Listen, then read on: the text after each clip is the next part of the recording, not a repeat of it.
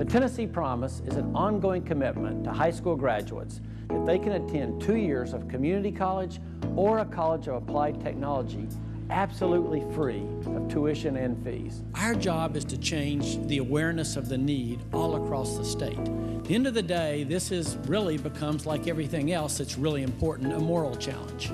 I look forward to working with the members of the Tennessee General Assembly to make the Tennessee Promise a reality for Tennessee families. We're coming to you today from the Rutherford County Chamber of Commerce. Hello, I'm Mike Browning with the City of Murfreesboro. If you haven't heard of Tennessee Promise or Tennessee Achieves, the mission is to expand higher education opportunities in the state of Tennessee. And there are two people who know a lot about it.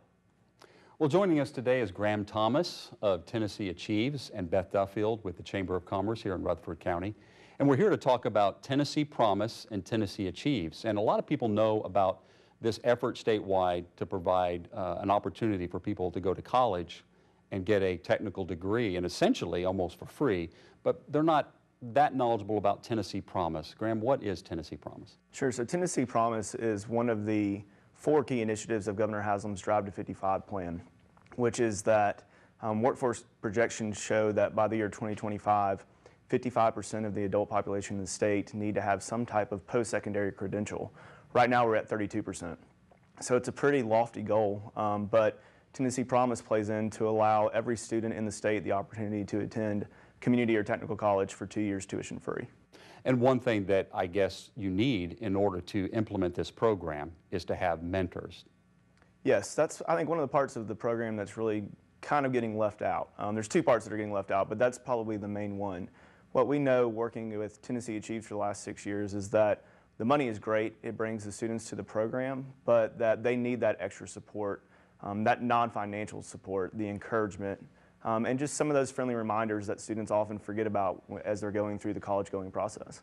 And Beth, the Rutherford County Chamber of Commerce is partnering with this program? Absolutely. As a part of our workforce development strategy in terms of trying to grow our talent pool for our community, having more students involved in technical education, both at the Colleges of Applied Technology and Motlow State Community College is just a huge win for our community, and we see this as an opportunity for us to work with individuals, both as students, and then to encourage our community leaders to be mentors and work with those students. So what will this mean here in Rutherford County in terms of the goal that you seek to achieve? Well, based on the history that Tennessee Achieves has working with the local communities, they're estimating that we need about 275 individuals to work with approximately 1,000 seniors next year in our local high schools.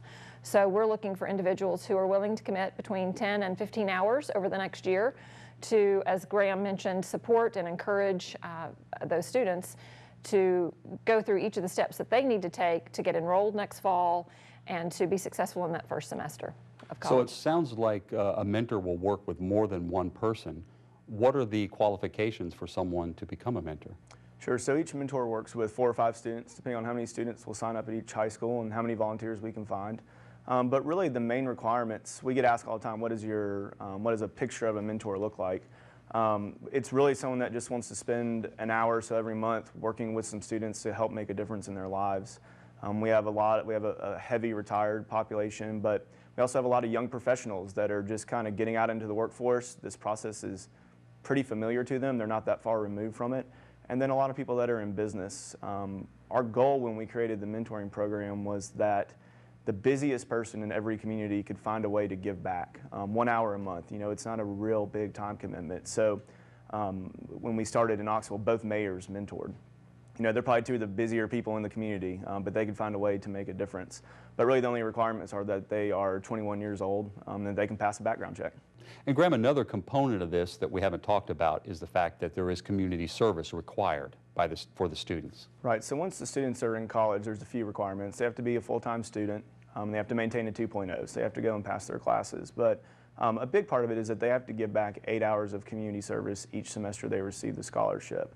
And that's a number that's a part of the program that is really important to us. People are volunteering their time to make sure that they're successful. So we want to see that continue on into this next generation. So 8 hours each semester, and it's also a really good way for them to go get experience in their field of study. So if they want to be a teacher, go back to the school system and volunteer their time there. If you want to be a nurse, go to the Red Cross And it's also a really good touch point for our mentors. A lot of students don't really know where to go get their community service, but our volunteers are very active people in their community and can help the students find that. And I know that Beth and the Chamber have some different opportunities for them to get that community service done here locally as well. Why did the legislature or the initiators of this program think it was important to have mentors involved? Well, we've been operating a similar program in Knox County for 6 years and in 27 other counties for the past 3. And what we know is that the majority of the students that will serve with this program will be low-income, first-generation college attendees. And so really, if we gave them $8,000 over the next 2 years and just kind of said good luck, we know that that's probably not going to make them successful. This group of students that we work with, typically they have graduated high school, they've filled out the scholarship application, they're excited about college, but the first roadblock pops up, whether it's a snag in financial aid or an admissions form they don't understand. And for many of them, it's just easier to kind of throw their hands up in the air and quit than it is to figure out the solution to the problem. So what we do with tnAchieves is give them someone that checks in once every 2 weeks, make sure that everything is going correctly through the process, and then when they get frustrated or when they have questions that they're not sure the answer to, the mentor helps them figure out those answers or encourages them through, the financial aid forms are long and complicated, and so the mentors help them really just encourage them through it. College is is free now, so take advantage of this opportunity. Don't let it pass you up. And obviously some of the students are saying, well, why do I have to do community service, or why do I need to have a mentor? But you have statistics that show that the mentoring is a big part of it, and there is a reason to show that it's successful. So right now our statistics are showing us that we're retaining our students from fall to spring at about 50% higher than the state average. And all the data shows that if you can get the students back in the spring, then their graduation rates skyrocket. The other number that we're really proud of is that our students are graduating from the community college at about 3 times the state average. So we're taking an at-risk group of students, low income, first generation, and we're seeing more success than we're seeing across the state. And it's not because of the money, it's because somebody in their community is investing a little bit of time to make sure that they're successful. For people who want to get involved, or at least are interested in exploring this, there are a couple of websites that are important to the program. One of them is tnAchieves, but there's another website that I think has been around a little bit longer. So give us both of those websites and explain what people can do. Sure. So if you're interested in mentoring with the program, tnAchieves.org is where you would go to find some more information. The application is online there. And then if you're interested in it more from a student perspective, the requirements and maybe where to apply, it's drive-to55.org. And then /Tennessee Promise for the Tennessee Promise part specifically, but there's a lot of information just on drive-to55.org also. Now, Beth, here in Rutherford County, we have one of the technology centers, and I think the name has changed, but it's the same location where students can enroll to be a part of this kind of program. They can also enroll in other private colleges and even, I think, Tennessee State. But here in Rutherford County, we have a center, right? Right, the College of Applied Technology here in Murfreesboro. It actually used to be the Technology Center, and now the state changed the names to the Colleges of Applied Technology to better indicate what types of degrees and certificate programs that the schools provide. And it is a great resource. Most of the certificate programs are a year to 18 months in length. And the programs have a high rate of employment opportunity at completion. So that's certainly one component that students can take advantage of. And then Motlow State Community College has a center here in Smyrna. And so students can enroll at Smyrna, or they can also enroll in any of the state community colleges. And not only is it an area that people can enroll in where they may not want to go to a 4-year college to take those kind of courses, but there are jobs out there available that we have a problem filling. Absolutely. Correct? So we have a large manufacturing base here in Rutherford County, and advanced manufacturing is in great need of skilled technicians, laborers, whether it be welders or electromechanical engineers. Motlow State actually has a program called Mechatronics, which provides either a 1 or a 2-year one-year certificate or a 2-year degree in mechatronics, and students can come out of that program. The higher rate is almost 100%, and starting salaries are anywhere from $45,000 and up in those positions. And companies such as Nissan and Bridgestone, Molly, Schneider Electric are looking for those types of individuals here in Rutherford County. All right, Grandma, let's turn back to the mentors, which is so important to this process. So if someone decides they want to participate, they need to go to tnAchieves and start at least filling out some information so that you can get them connected. But there are certain requirements they're going to have to follow as well, including some meetings. So let's explain the process for our viewers. Sure. So the first step is to go to the website and complete the application. Then this fall, we'll start hosting some different trainings around the county, and Beth and the Chamber are hosting some and helping us find some other locations. But you'll go through about a 1-hour training.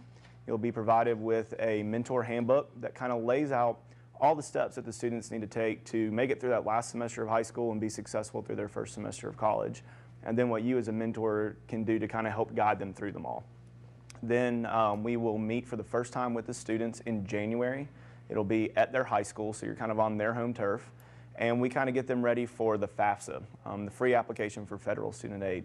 So it can be a really large barrier for the students. They have to come up with all their financial information, their parents' and guardians' financial information. So we kind of walk them through it, what it is, why it's safe, why it's not scary to put your information into the computer and all those things. And then we come back in March, again at the high school, students and mentors together, and we talk with them about the admissions process. So how to apply, all the different programs. We'll bring somebody from the College of Applied Technology and somebody from Motlow will come and talk to them about the different programs that they offer so that they can make then an educated decision on which college is the right fit for them. After that, we really just ask that the mentors stay in touch with them through that first semester of college. We give the mentors a timeline, but we ask that they reach out once every 2 weeks. So again, if the students are getting frustrated or have a question that maybe they're just afraid to ask somebody, we can kind of dig into it early, figure out what it is, and then get them to the right person on campus, whether it is the financial aid office, or sometimes our staff can answer those things. But we don't expect the mentors by any means to be experts on this process. It can be complicated when you dig into financial aid. It can be confusing. We don't always know the answers, but we can find the person on campus that does and make sure that the students are getting the attention that they need. Does tnAchieves envision this contact being more over the phone or online, or do you really see it being one-to-one?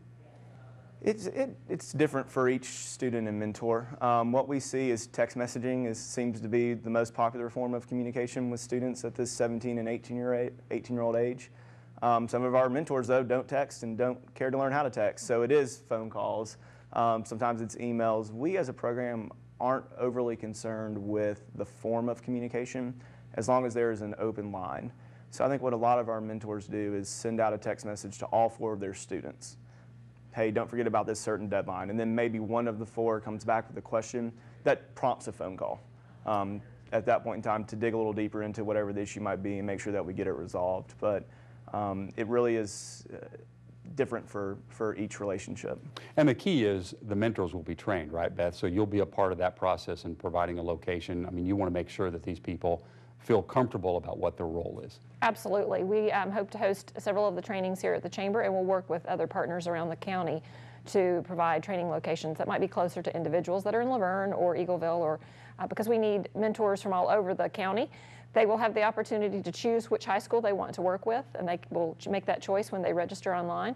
So if you work in Laverne and you want to work with Laverne High School, or you work in Smyrna and you want to work with Stewart's Creek, or you live there, so it's easier for you to attend meetings at those high schools, you can certainly do that.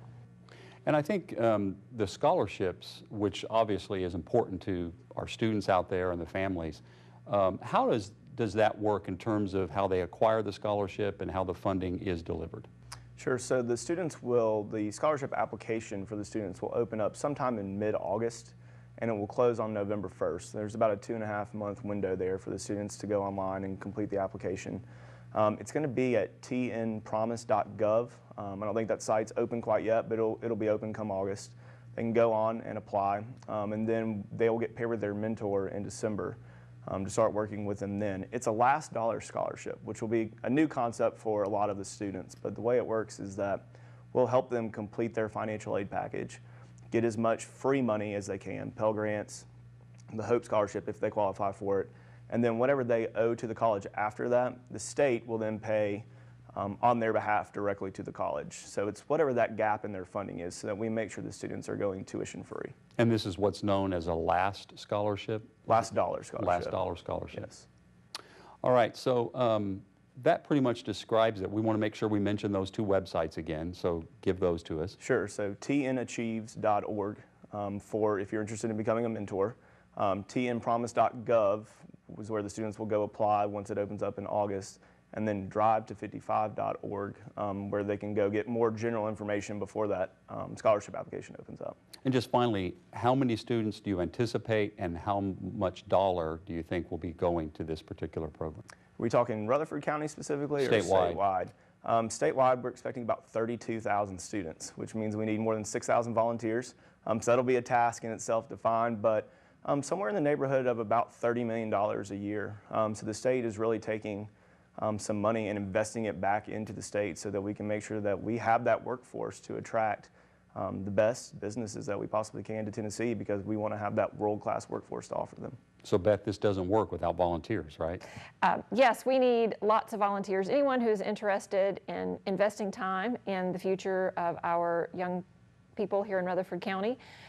This is a program that we're very excited about to start talking to with younger age groups, elementary and middle school kids, so that they understand early that the option for college is very viable for them and they have that opportunity to continue their education. So that, this is not a short-term fix. This is a long-term opportunity to make a difference in our state and in our local communities. And the Chamber is very excited about partnering with the Tennessee Achieves and Tennessee Promise to make this happen. Beth Duffield with the Chamber of Commerce and Graham Thomas with Tennessee Achieves. Thanks to both of you for being with us. Thanks for having us. Thank you.